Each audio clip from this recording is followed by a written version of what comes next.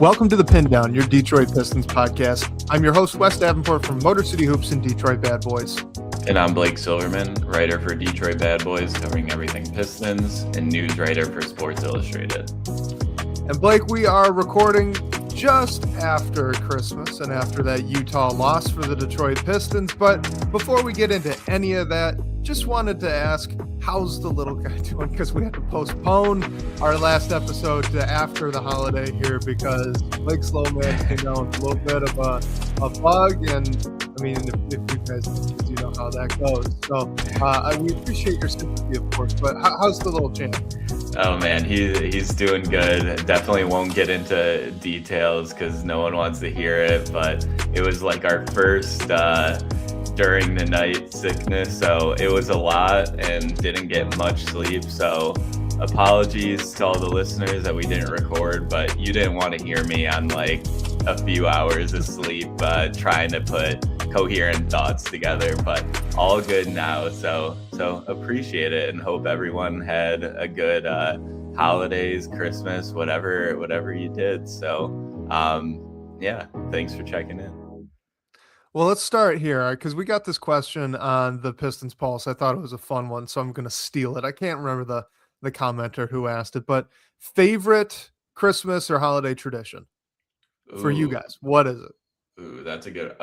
So I mean, I'm sure everyone can tell by my last name, but I'm Jewish, so I grew up like not celebrating Christmas, and my wife is Catholic, so I've celebrated Christmas with her family and everything. So I've sort of learned all the Christmas traditions like later in life. And one of my favorite things that my father-in-law does is my mother-in-law is in charge of all the gifts and everything. I'm sure it's the same for most families across the board, but he's in charge of like filling her stocking. And it's always just the most hilarious gifts, like toothpaste and stuff like that. So I've sort of stolen that and just filled my wife's stocking with the most random stuff I could find from the drugstore. Like this year, she got a toothbrush, a little pack of Fig Newtons and stuff, and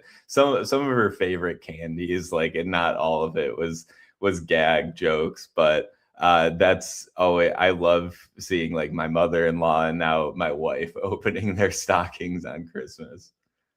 Nice. Do you guys ever take the little mini shampoos and whatnot from the hotels? Like, because I feel like that'd be a good one to stuff in the stocking along those along that line. That's a good call. Yeah, I did throw some chapstick in there. Nice. So all like usable gifts, nothing like, but it's just like, I'm sure if you were a kid opening that stuff on Christmas, you'd just be like, what the heck?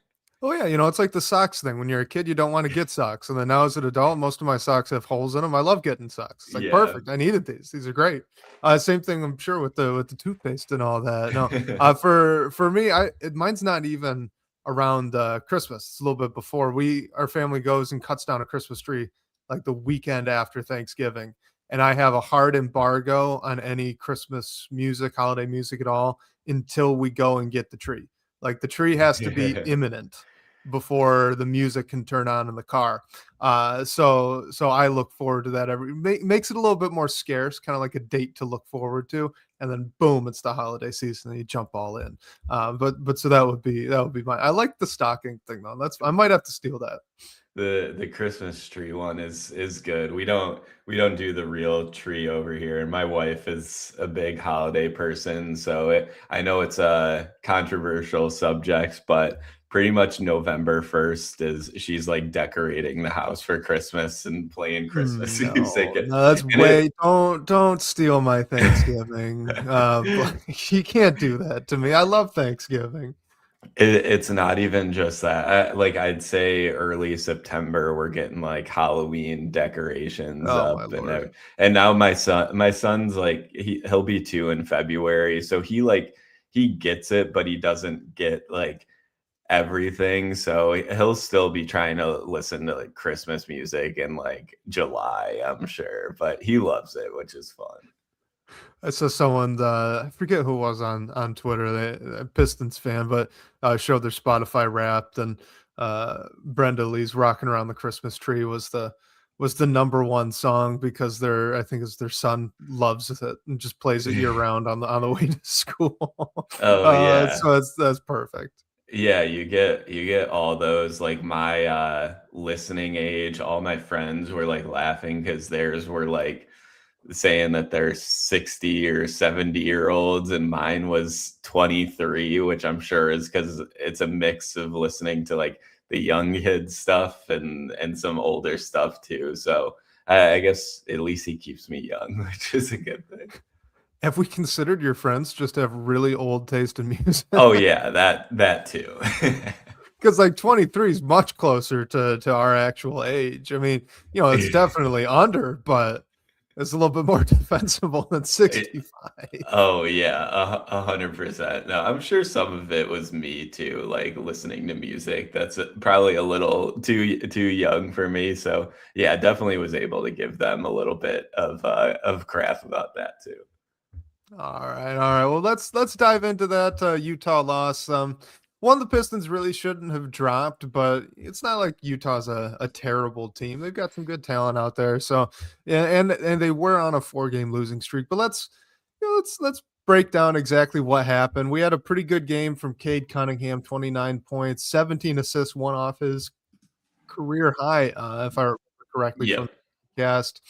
He had 5 rebounds, right? Yeah, 5 rebounds, 3 6 from three, 10 to 19 from the floor. Pretty good. I think the big storyline from this is probably it's going to focus a lot on Jalen Duren, but to me, this was the center play as well, because not only does Duren get in foul trouble, and that limits him to only 22 minutes. And by the time he's got that fourth foul, those minutes at this point aren't all that impactful defensively. Isaiah Stewart had a rough go of it too. It was 26 minutes for him, but 2 of 7 from the floor, 0 of 2 from 3. He did have 3 blocks, which was great, but not even all that impactful as a rebounder either, only 4. So this was just kind of a rough game for the center position in Detroit. Paul Reed didn't make a shot in his 4 minutes. What did you make of that one? Yeah, I mean, it obviously, yeah, like you said, a tough loss, one you don't want to drop. In the same vein, it's not the end of the world. This team is still 24-7, first in the East, but the big story coming out of that is defense for me. I mean, you give up 131 points to the Jazz coming off a game where you won, but you gave up 127 points to the Kings. So want to try to limit that. And like you said, the Jazz, they're 11-19. They're not a bad team, but they're also it's a team that you should beat when you're at the top of the East and all that. And I think there are some things we can definitely talk about, like mainly Keontae George's game winner, where Utah pretty much sees Karis LeVert guarding the ball and they choose not to call a timeout. So that was questionable for sure, but I don't think that's the only storyline defensively. Like you brought up Isaiah Stewart, he had a few blocks, but I think there were even some points where Utah was able to score around the rim where he was out there too. So I'm not like this team is going to have bad games. And I think this was one of them. And luckily the offense kept them in it a bit. A great game from Cade. He had like 9 assists in the first quarter, which was just unreal. But yeah, when Jalen Duren's in foul trouble and Asar Thompson's not out there for whatever reason that was, the guys who are on the floor need to find ways to make more impact defensively. I thought Javonte Green did a good job of that at points, but yeah, when Utah is able to target like Karis LeVert and Duncan Robinson, and there's some guys that are making shots that probably shouldn't. Like I look at Kevin Love, who was 3 of 5 from 3, and I think he also got fouled on a 3-point attempt too. So it's mainly they just weren't able to stick up defensively, and that'll happen. It's not the end of the world. This team has been good defensively throughout the year. So definitely not panic mode by any means, but it's a game that you want to see them get, which is tough on a West Coast swing, and they win those first 2 games. So that was great. Definitely want to see them get this one. It didn't happen in the end. So yeah, hopefully when they play the Clippers in their next game, they'll find a way to lock them down a bit more, which won't be easy there either. And yeah, I'm hoping it was just an off night overall. And you mentioned some of the unfortunate, like, Kevin Love going 3 for 5. There were some other elements of the Pistons game, I think, on self-inflicted, that were just poorly timed. Like that foul that you brought up on Kevin Love for 3. I'm pretty sure that was in the fourth quarter on Dennis Jenkins, and that was the Pistons were getting a little bit of momentum. And then you get that foul on a 3-pointer, and the momentum kind of gets pulled out of your sails. The Pistons, I don't believe, scored a basket, did not score a field goal beyond free throws from like minute 4 to minute 1 in the fourth quarter. Somewhere they had about a 3-minute stretch right down near the end of the game where they couldn't put the ball in the hoop. Like on a night where they scored 129 points. So you can't really say offense was much of an issue here, but they just, the coming out of the halftime locker room and you're a little cold and just not sharp defensively. And the Jazz go on that big old run. Same thing to start the game, really, too. So they just had some really poorly timed lapses. I think the descriptor, if I had to put this game in just a few words, I would say not sharp. Right. That's just kind of what it looked like from Detroit. And maybe you could point to a million things for it. We already talked about the center position, just overall not doing all that well. Duncan Robinson was not pleasant to watch defensively off ball. It was interesting seeing the Jazz target him as a movement guy. Defensively, they had a beautiful play to Svi Mikhailuk where they had 2 guys running off kind of a flat screen up at the 3-point line. Svi goes first. Keontae George, I think, gets it second, just following him a few steps behind. And then Svi keeps curling around and then cuts back door to the rim. Easy little dunk for him. I was designed action to get Svi to just run away from Duncan Robinson. Really smart by Will Hardy doing that as a sideline out of bounds play. But there was quite a bit of that with Duncan Robinson. Asar Thompson, 16 minutes. Was that like out? Did you see anything? Any comment on that after the game? Like, I'm guessing altitude, but I don't know what.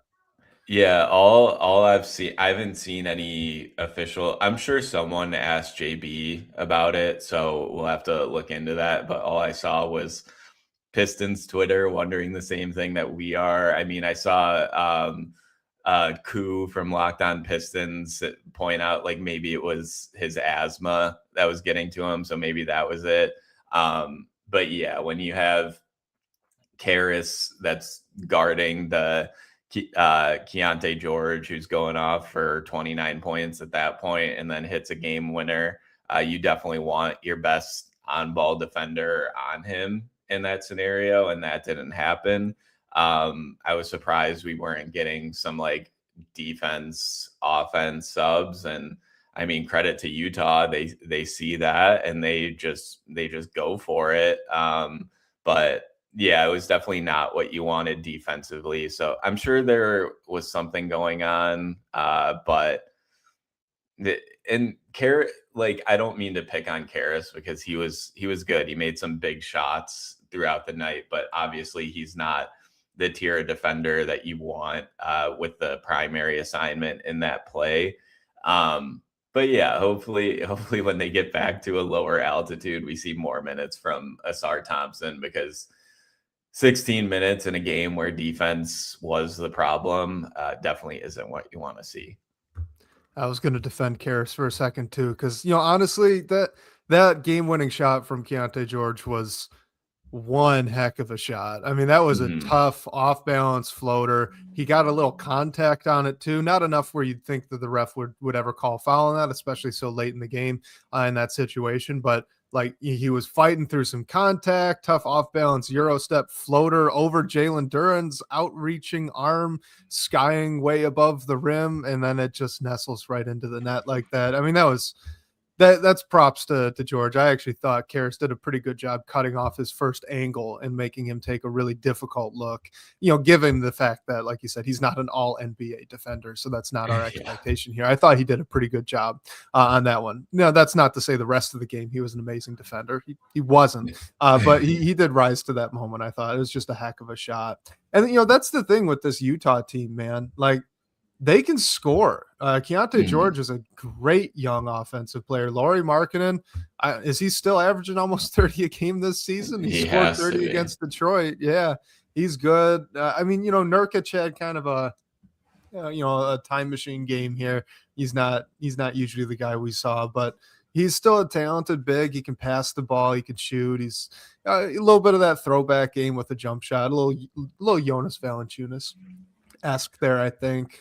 But yeah, I mean, they're just Bryce Sensabaugh too. Shout out to that kid. 20 points, 7 of 15 from the floor, 3 of 8 from 3. I thought he was really impactful defensively, and that shows up with the 2 steals there. Did have 3 turnovers, but yeah, I thought he had a really nice night, and you could notice he was making an impact on Cade. He was making an impact on some of the other guards that the Pistons were throwing out there, just with that physical defense. And he's got a good body for it too. He's probably 225, somewhere in that range. So I was impressed with him. He had a nice night. Yeah, and just to go back to Lauri, he's averaging 27.8 points a game, which is 10th in the NBA. It's more than Austin Reeves, more than Cade Cunningham, more than James Harden. So yeah, he's still able to score. And yeah, you brought up Nurkic. Like, that's a player archetype. I know he's had good games specifically against the Pistons in the past, but he's the type of guy who will give the Pistons some trouble. And I mean, he didn't go crazy by any means, but he had a really nice night with 16, 11, and 5.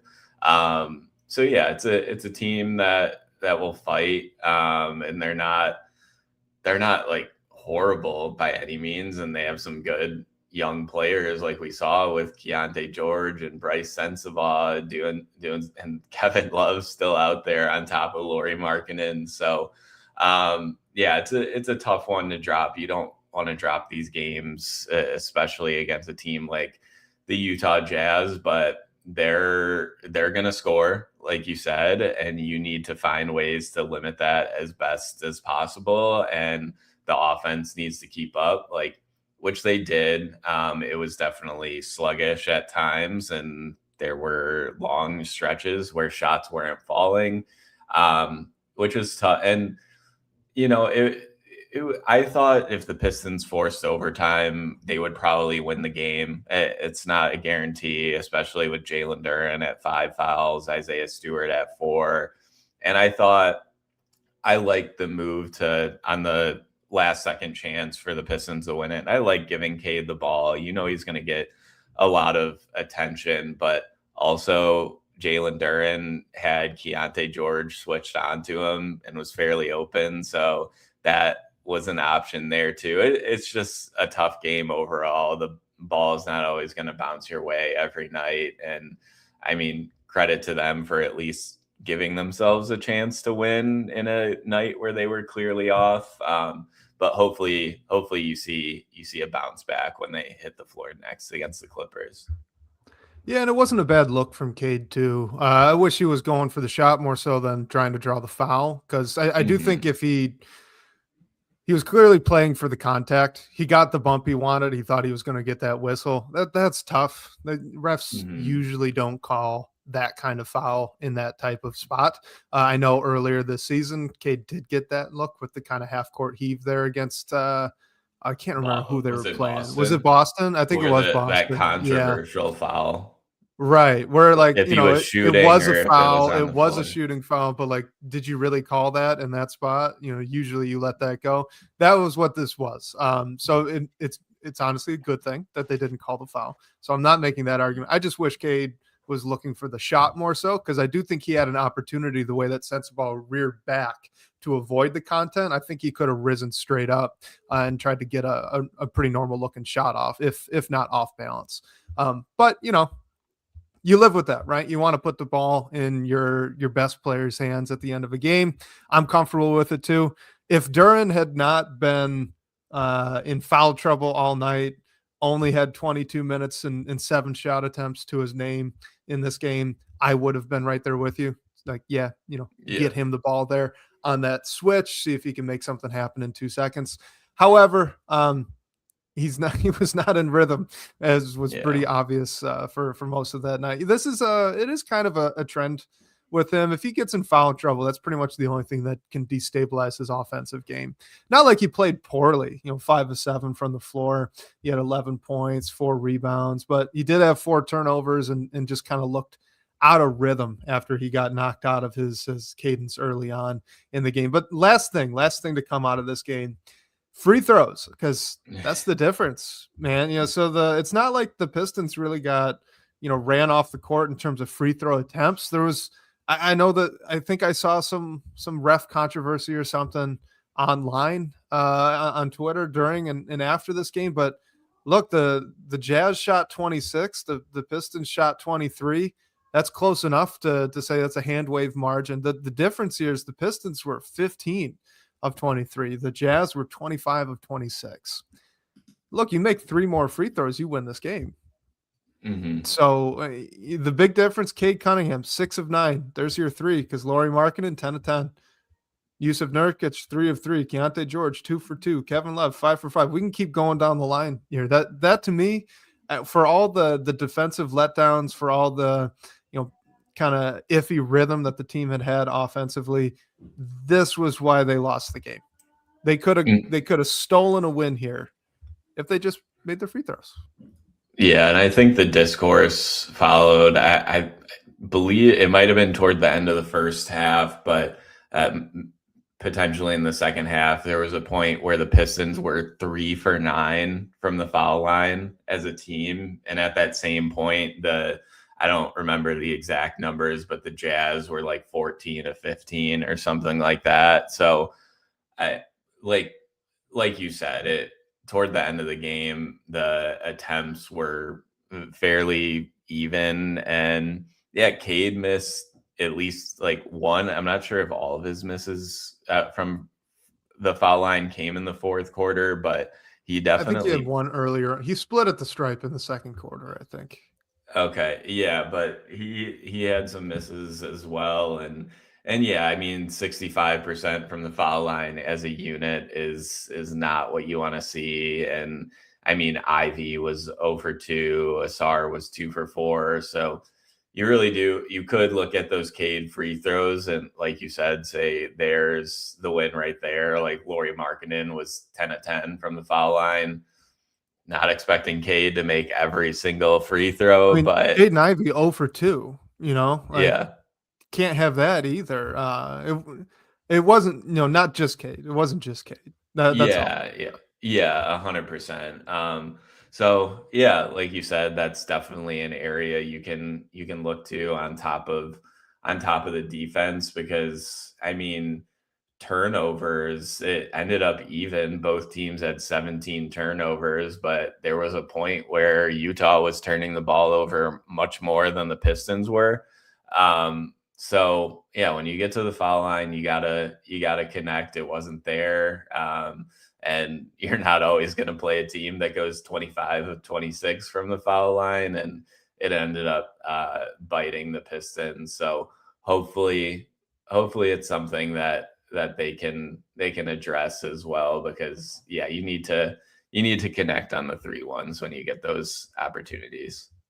All right, so we did have a question about the fouls, just foul issue, right? Ref thing, because that's now been a big talking point since that Dallas Mavericks game, and justifiably so, especially with that game. But I want to highlight this before we move on to that. So, apologize for the poor hosting here, because we're going to talk free throws and then now something else and then back to free throws. So that's my bad, but I can't let this slip. How about, just to end on a positive note here with this Jazz game, Cade Cunningham, 17-4 assist to turnovers. Yeah.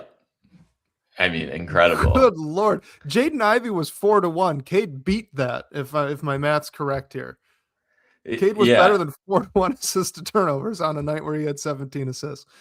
Yeah, yep, slightly better than that. And I mean, he was on pace for like the single game assist record, and he was one off his career high of 18 assists. And just it felt like, I mean, you see those stats every night where Cade has scored and assisted on nearly all of the Pistons points when he's on the floor, and those are the type of players that are the stars in this league. Like if you watch a Lakers game, you'll see the same thing about Luka. Nuggets, the same thing with Jokic. And I mean, Jokic is clearly just on another level. But when you're able, and the Pistons just as a team, I thought they did a good job making the right plays, having assists on most of their buckets, or the great majority of them. So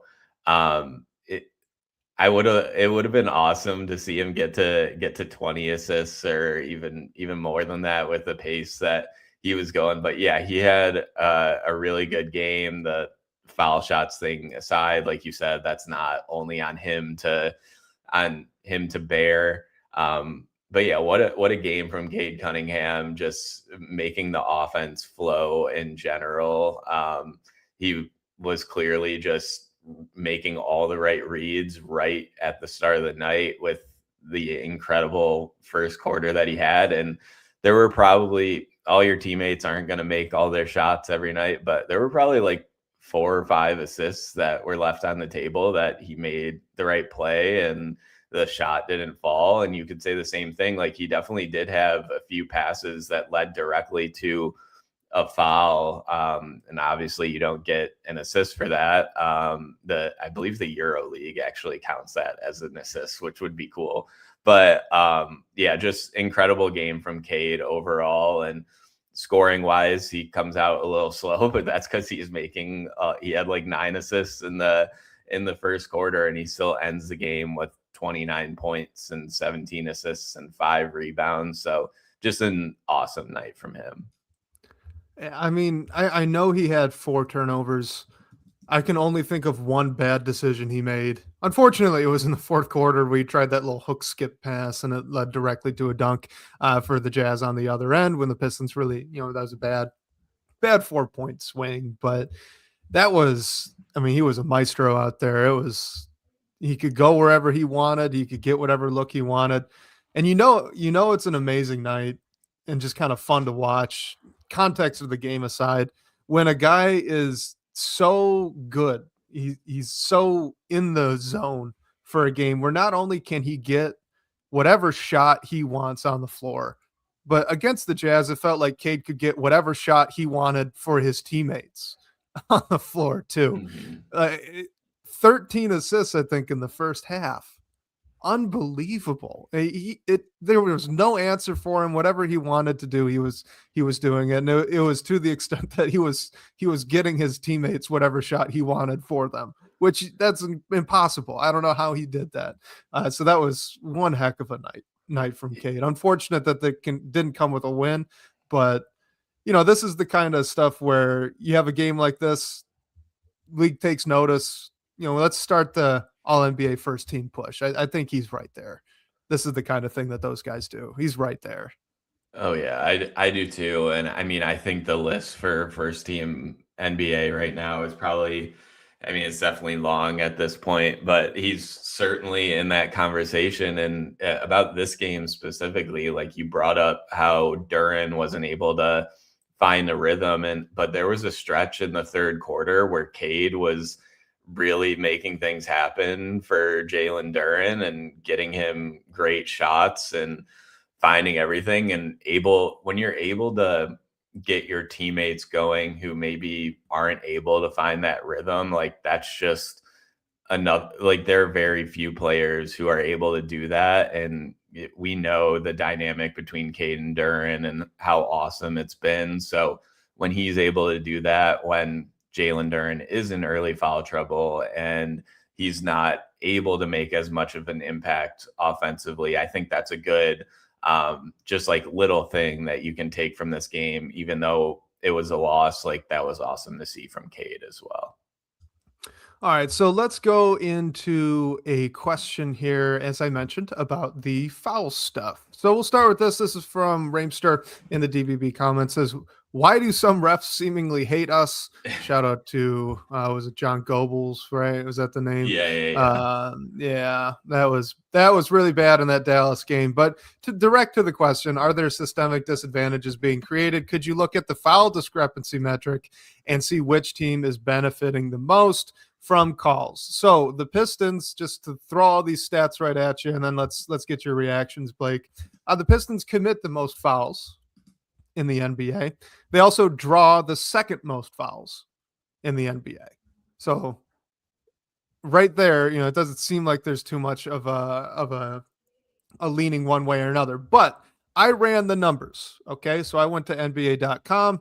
I downloaded all this into an Excel spreadsheet. So this is true as of December 27th. All right. This is updated as we are today, as of our recording. So first, foul differential. Fouls drawn minus fouls committed. All right. For the team as the whole. The Pistons are 17th. All right. They're just about average. Our top five in the league, the Lakers, Nuggets, Hornets, Rockets, and Spurs. And only 0.9 fouls separate those two teams. And that foul differential, the Lakers, it's at 2.7. All right, so it's not actually a lot of fouls. That's really the difference here. They are 21st in free throw differential. So now we're going a step further. All right, so it's not just the fouls drawn, but are those shooting fouls? So we're looking at free throws attempted for the team, and we're subtracting opponent free throws attempted for the team. The Pistons are 21st, but you'll note that that's pretty close to 17th. All right, because there's a little bit of wiggle room in this. Our top five, Lakers, Spurs, Magic, Heat, Hornets, and only 2.8 free throws are separating the Lakers from the Hornets there. What do you think about it? Is there any sort of, I don't know, bias you're seeing here, at least in the numbers or with your own eyes when you're watching the Pistons? Do these numbers help or hurt you in that opinion that you have? What are you thinking with all this?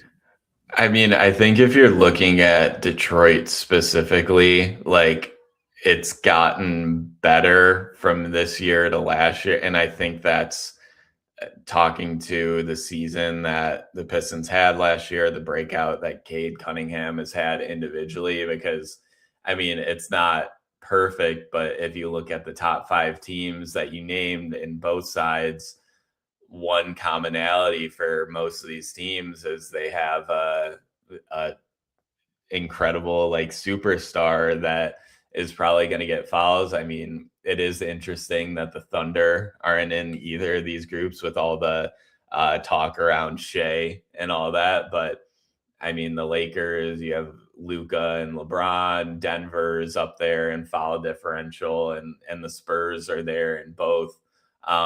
So, I mean, I think because the Pistons are middle of the road, but maybe toward the bottom in both of these areas, I think it's something to monitor and just the eye test some of these games. You've definitely seen some discrepancies that hurt the Pistons. Other nights you've seen discrepancies the other way, which I think is just always going to be the case. But I think Cade specifically getting to the line has been a talking point, and he's done better at it this year. I think it's a little just how he's going at things personally. Maybe a little bit of it is getting a more respectable whistle as he's growing into this superstar in the league. Overall, I mean, it would be nice to see the Pistons more toward the top of both of those stats, but I don't think that's really how JB Bickerstaff wants this team to play. And we've seen JB get frustrated with the officiating at numerous points throughout the year. So you just want it to not hinder what you're trying to do. And I think the foul discrepancies, both just like team fouls and free throws, have hurt the Pistons at times, but I don't think it's drastic toward the sense of it's going to hurt their ability to win games night in and night out. Like we've seen what this team has done so far this year. So overall, I think it's a good thing to monitor, but I don't think that it's necessarily the biggest issue with this team. And I mean, there aren't many. There are things that we can talk about, but what they're doing so far has worked. So I don't think I want to see them like play for fouls as much. Like it's important, but I don't think you have to go into a game like trying to hunt fouls as much. Yeah, I agree. Like by every account, by every metric that we could look at, the issues just that the Pistons commit a lot of fouls. And you look at their play style and you should hear that fact and say, "Oh yeah, that makes sense." Because they are a really physical defensive team. That's kind of what they're hanging their hat on. So it shouldn't be too surprising that they get called for it. I think historically Cade has had a real argument, so to speak, with officials in the past. He certainly had gotten fouled a lot more than he was getting free throws for. But like you look at it this year, he's tied for 17th in the league in free throw attempts per game. He's at 7.1, and you look at like Luka up at the top, almost at 12. Giannis is second, 9.8. So you could say, well, maybe Cade needs another free throw and a half per game or something. But like if you look at this list, it's not obvious that he's getting some sort of slight here. I mean, he's right in a group with Nikola Jokic, Jaylen Brown, Jimmy Butler's right there, Joel Embiid's right there, Ant Edwards is right there, Trae Young is right there. So like 10 to 17 is about a half foul per game.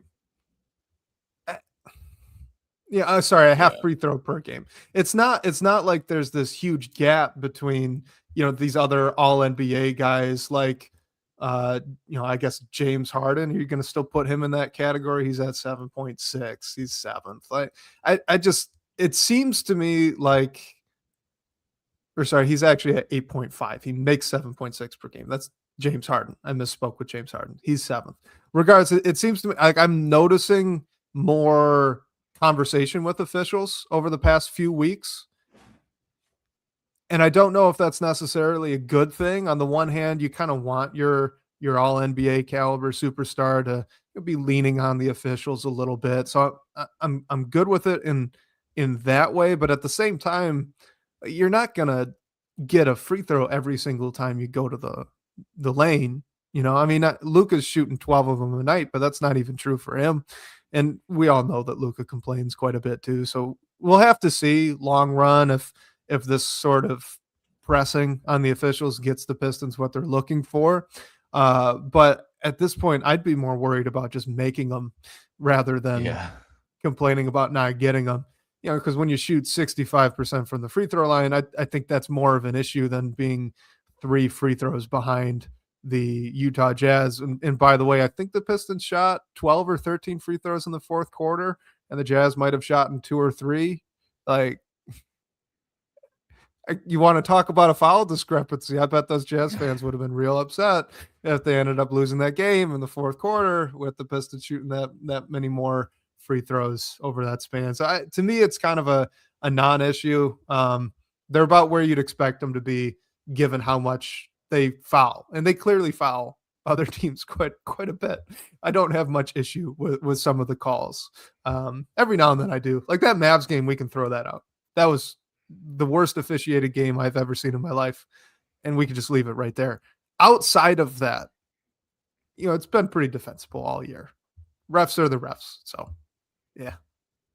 Yeah, and especially if you get a call on the last second shot that sends the star player to the line with an opportunity to tie or win the game. Like a call that's never made, by the way, in Boston. Yeah. Like it's not just the fact that that's not usually a free throw attempt call. That's never made. Like it was touchy contact and Cade was going up late after he felt it. They almost never give you that, even for the side out of bounds. So I think Cade gets the benefit of some whistles. Yeah, and I think like you mentioned the Pistons shooting a lot of free throws in the fourth quarter. Like if it it's it, because there was a large discrepancy for a lot of this Utah game. So I don't know. Like, I think there weren't any egregious calls in the Pistons' favor, I don't think, but it did make up for it if the Pistons shot 12, like didn't get those foul calls in the fourth quarter. Maybe we'd be having a different conversation here. But overall, I like you said, I think it's fairly a wash. When you get to the line, you got to focus on making them. And I don't think, like, anytime the Pistons play a team that has a player that is known for foul baiting, like all the talk we had around Denny Avdia and what he was doing, and the Pistons haven't played the Thunder yet, but I'm sure we'll see similar talk with Shea and everything. I don't think fans really want to see their team and their star player play that way. You have to draw fouls and you have to get to the line, but I don't think you want that to be your main strategy. So as long as it's not totally crazy difference between the two teams, I think they're okay. And it hasn't, other than those few cases that have just been horrible and impacted the Pistons when they shouldn't have. I think they've been okay. All right, you know what? Here, I'll make one gripe, exactly one officiating gripe that I have, and I feel it is legitimate because I've noticed this over maybe about the past month or so. Isaiah Stewart might be all NBA defense first team. He's almost guaranteed second team, in my opinion. I think he might be first team because he's been unbelievable as a defender. Maybe this is not where the league is anymore, but I remember guys like Kevin Garnett, Ben Wallace, Dwight Howard. If it was 50-50 on whether that ball is still going up or just reached its apex and is now on its way down, those guys got the benefit of the whistle. It is time for Isaiah Stewart to get the benefit of the doubt. I have seen from my own memory now over the past just few weeks, like 4 or 5 defensive goaltendings that were 50-50 calls at best, not go Isaiah Stewart's way.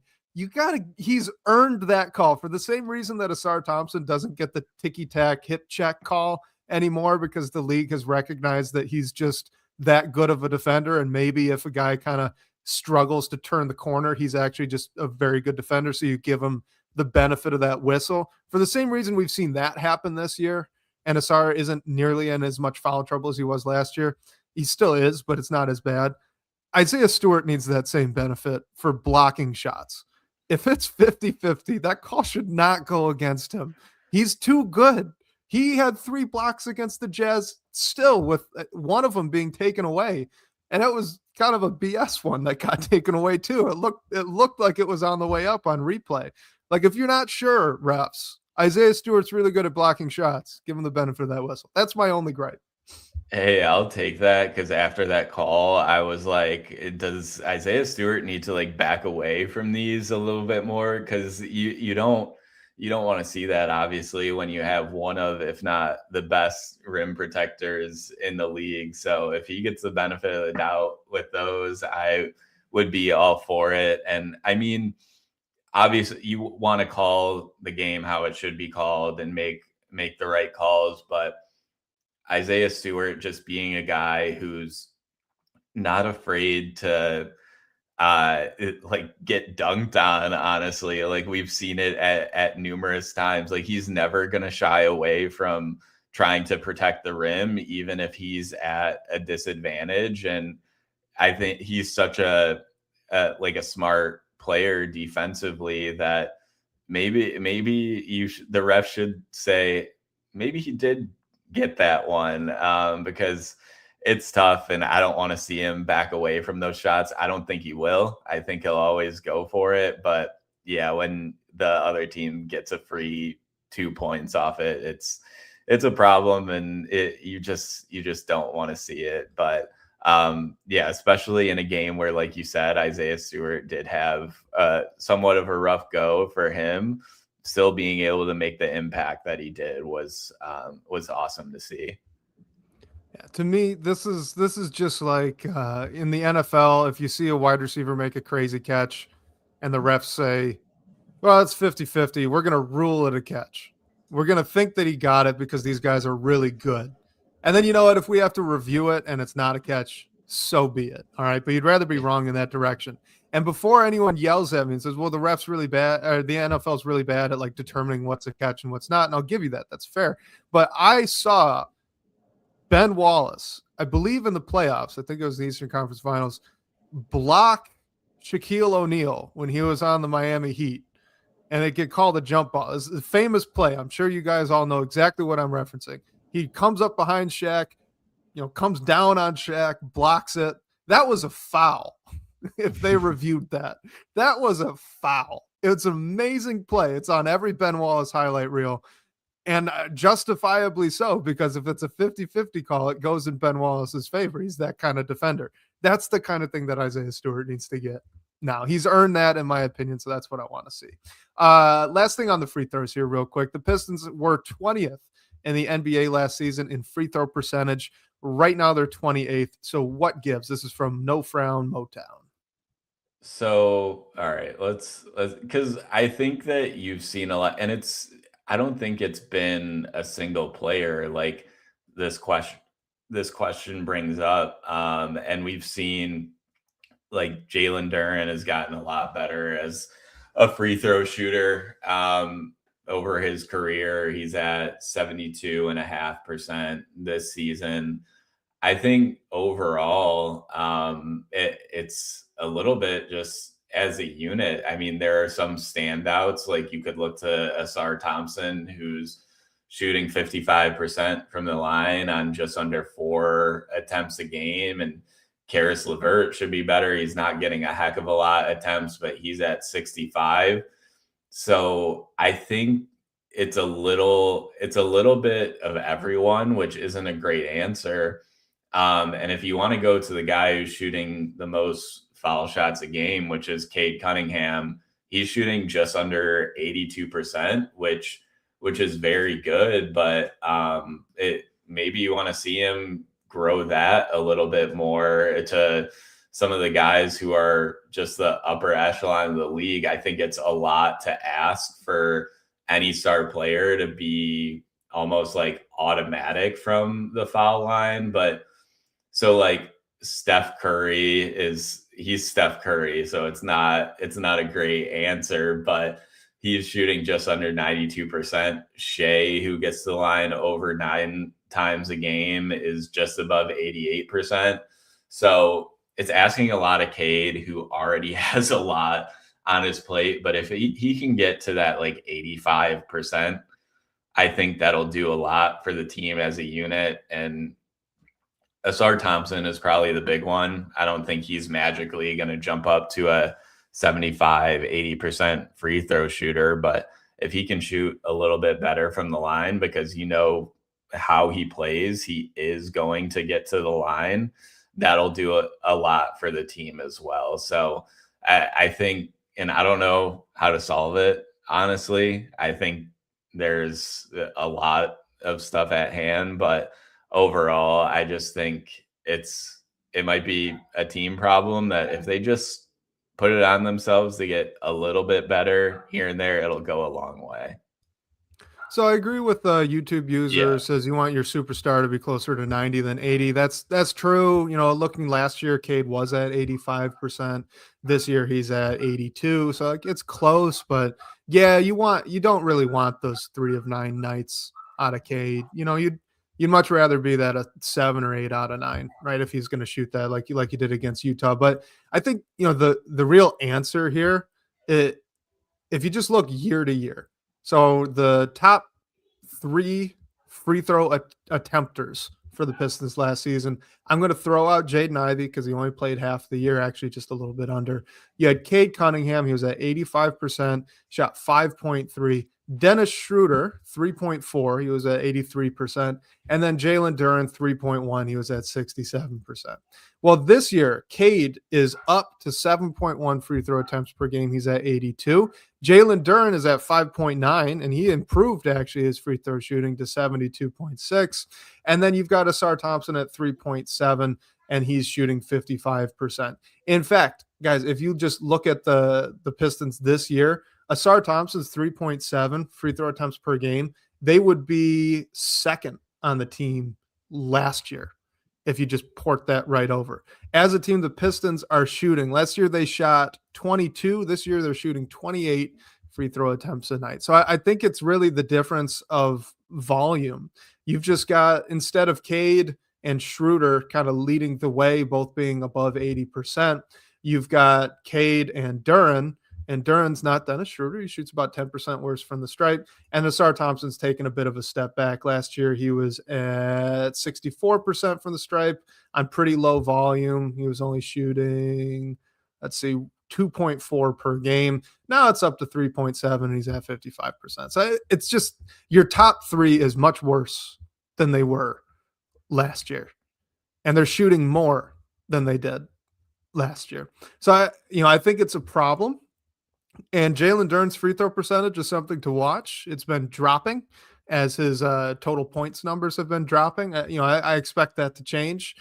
He gets to the line quite a bit. His free throw attempts have actually dropped quite a bit too over the past month or so. So that's something that he's got to focus on and work on. But to me, they're going to be a little bit worse as a team. I think you'd rather have, as a team, they're at 74.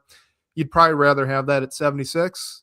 It's a marginal difference. If you could just get a little bit more out of, say, an Isaiah Stewart at 73%, if you could get that up a couple percentage points. Karis LeVert, 65% on 2 free throw attempts per game. That's odd. That's not in line with his career for that. So I think there might just be a little bit of regression to the mean, but it's not all Cade is kind of what I'm trying to say. He's worse than he was last year from the stripe, but not significantly so. It's just a couple of percentage points off. The difference is you've got 5.9 free throw attempts now as your second, which would have led the team, by the way, last year.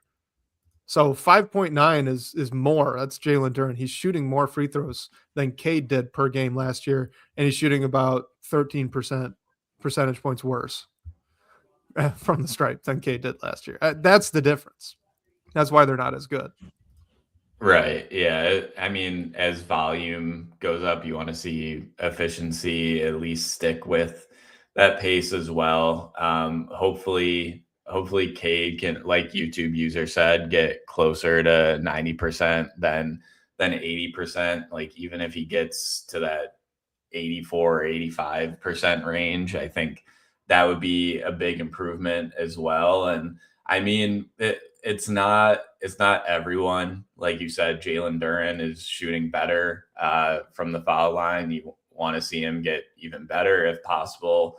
Tobias Harris has been a really good free throw shooter. Ron Holland has been good too for the limited attempts that he's gotten. So I think it's just, you can point to a few names like Cade, Jalen Duren, and definitely Asar Thompson, where if they make up a few percentage points, that'll go a long way to just the total, the group as a whole, because they are leading the team in free throw attempts per game. So I think that's where you can just keep an eye on it through the next 10, 20 games and see if it improves there, because if it does, it should impact the team pretty greatly as a whole.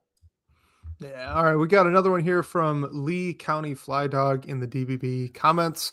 Says, what giveth? I love that. What giveth with Jaden Ivey? Is he going to be stuck at 15 minutes per game forever? And then he says that he does like the way he's been playing defense this year. Seconded on that. I've really liked the way that J.I. has been playing defense so far this season as well.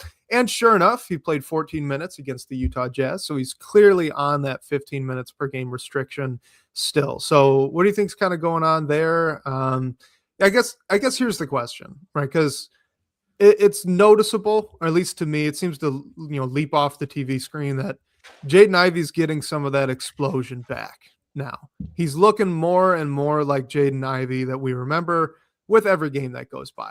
I think the shot looks good. He's looking quick. He's definitely stronger, and he's kind of transferred that over to his speed game too. So what do you think the Pistons need to see from him in order to lift this minutes restriction? Because it's not like there's anything set in stone. You guys, if with injuries like this, with his recovery, it's not like the Pistons training staff says, okay, 15 minutes a game for 2 weeks.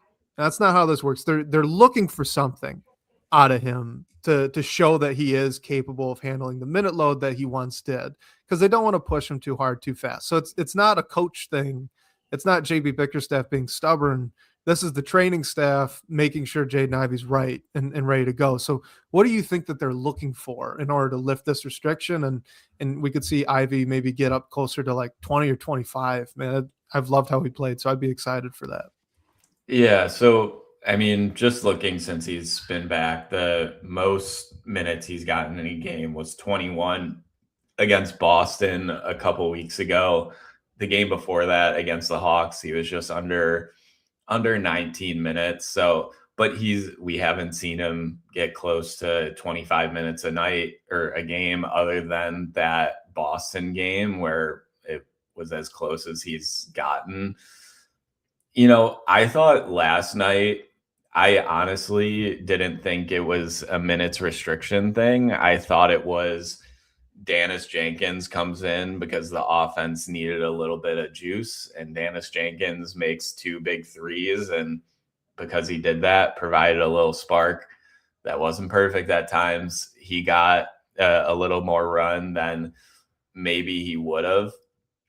I think overall, I don't know if it's so, like, I would be surprised if the restriction is Ivy just saying he's not ready, because I think what we've seen so far, he's ready for at least a few more minutes a night, and he's definitely going to lobby for himself to get as many minutes as possible. I do wonder if it is a little bit of a coaching thing, if the rotation, like when the offense hits a little bit of a slog, JB throws a curveball with Dennis Jenkins last night, some other players in other nights, but you could make the argument that Jaden Ivey could have been that curveball to keep.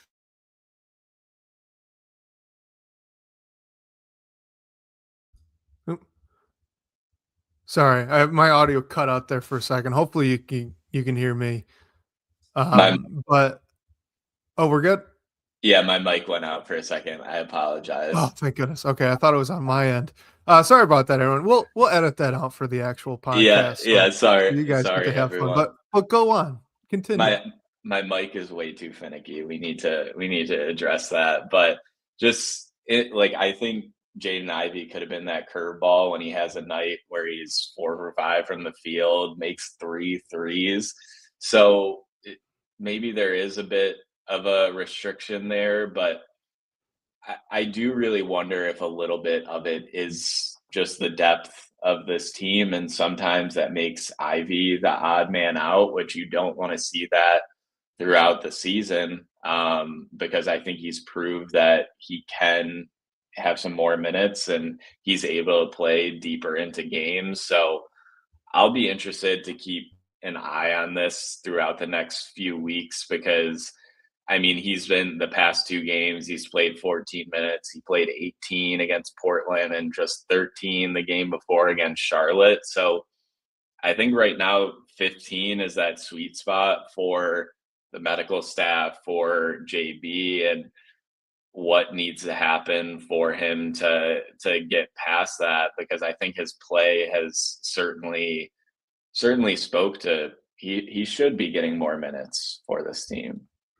Yeah, so YouTube user brings up exactly where I was going to go. And this is, granted, I did not play much for my college team, and I did not play at a high level, right? We're Division III, so it was good basketball, but these guys are NBA athletes. That's an entirely different tier. And like I said, I wasn't like a 35-minute a night guy or anything like that. But from my experience, this seems most likely to be a training staff thing, and that's not something that we're ever going to be able to see. So YouTube user says that, maybe Ivy didn't feel all that great after those 18 plus minute games. That's probably what this is. The training staff is looking at how he's playing when he's out there, but then more importantly, how is he feeling after the game when you're doing all of those post game treatments for him? Because I'm sure they have a regimen that they have him do to continue with his recovery. And how does he performing there, right? And we're never gonna know. We're never gonna see that. So to me, it seems like the most likely scenario here is just that, however his body's reacting after those bigger minute games, like you mentioned against Boston, right? He got up over 20 minutes. Is probably the case that his leg didn't love it, and the training staff noticed that. So I think at this point it's just time. This Jaden Ivey last year when he was healthy was playing almost 30 minutes a night. I'm sure JB Bickerstaff would love to get him out more. Like you mentioned, he's played well these past couple of weeks. So I'm sure all else equal, JB would love to get Ivy out there more. And like you said, I'm sure Jaden Ivey would love to get out there more. It's almost certainly, to me, it seems almost certain that it would be the training staff that's saying, well, JB, look, in these recovery workouts that we're doing with him after these games, not only is he sore, but maybe he's a little bit there's something going on there that they're just not ready to clear it, that he's 100% ready to go back to his previous minute load. So to me, I guess that's what's going on. There's probably a strict minutes restriction. It's right at 15 minutes a game.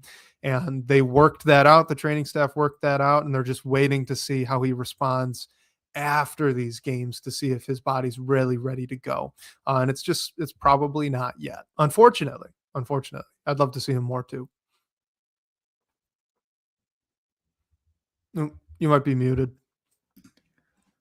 My mic. So apologies, everyone. But Ivy has been back for 16 games, so maybe it is like a 20 game reassessment point, which puts him after the game in Cleveland in time for when the Pistons are home January 5th against the Knicks.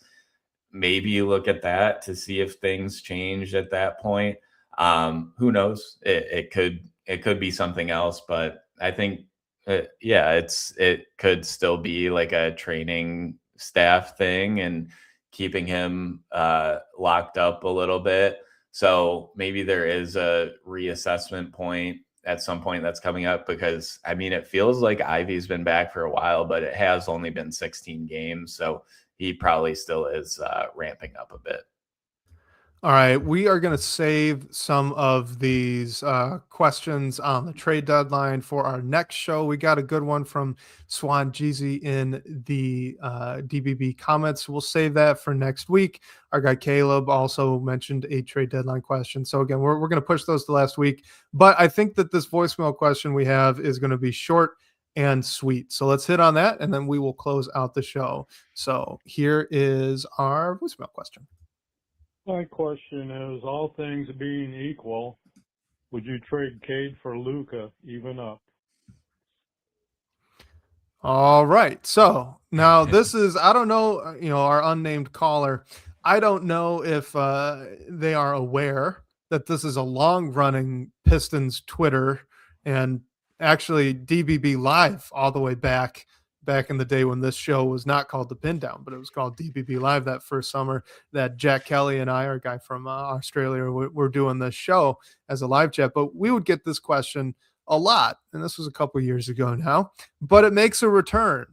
Cade Cunningham straight up for Luka Doncic. Short and sweet. What do you got, Blake? So this will never happen, clearly. And I still think, I mean, it's a good talking point, because similar players that have similar gravity. Luka's leading the league in scoring.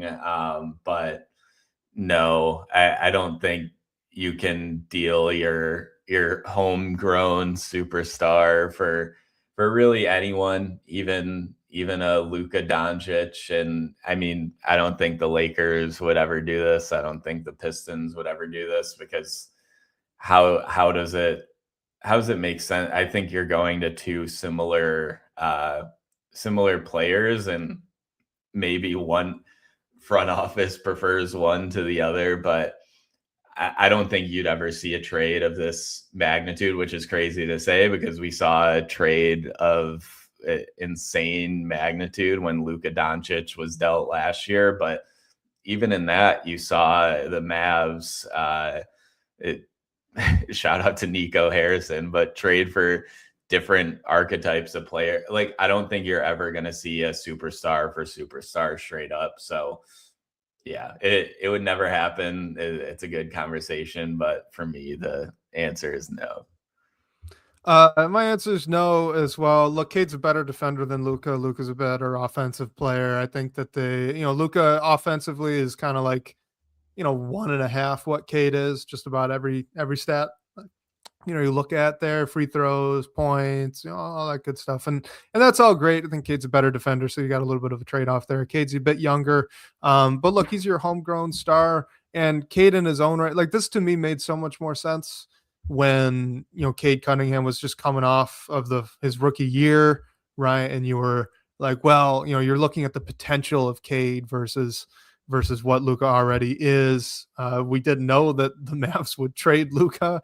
So I guess it was always more plausible than we ever really gave it credit for. But, now when both of these players are arguably top 5 in the league, I think you're talking about Cade Cunningham at a minimum. He's a top 7 NBA basketball player to me. That's why he's in that conversation for all NBA first team. And you might get it depending on how all these injuries go because the game's minimum restriction on that. But my point is when you're looking at like, well, would you trade for, number 3 best player for number 6 best player? Who cares? You've got the 6th best player in the league. Let's just focus on what we've got and appreciate the amazing player that Cade Cunningham really has become with some room to grow. You look at his numbers, make a few more free throws, make another 3-pointer, like all of a sudden he's a 30-point per game scorer. And I think that's all attainable.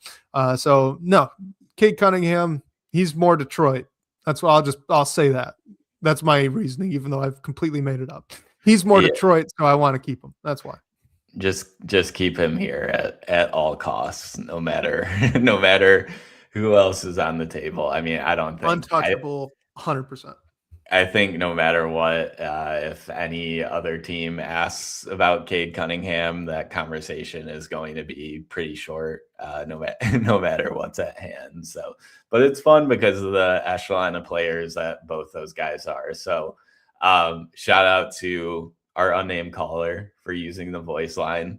Just a reminder that anyone can call that number to ask a question, hear your voice on the show. The number for that is 313-355-2717. And special thanks to Sean Corp, the managing editor of Detroit Bad Boys, for supporting the show. And shout out to you guys for all the great questions and talking points tonight. We'll catch you next week, whether on your commute or live with us on YouTube. We can't wait to talk more Detroit basketball with you all.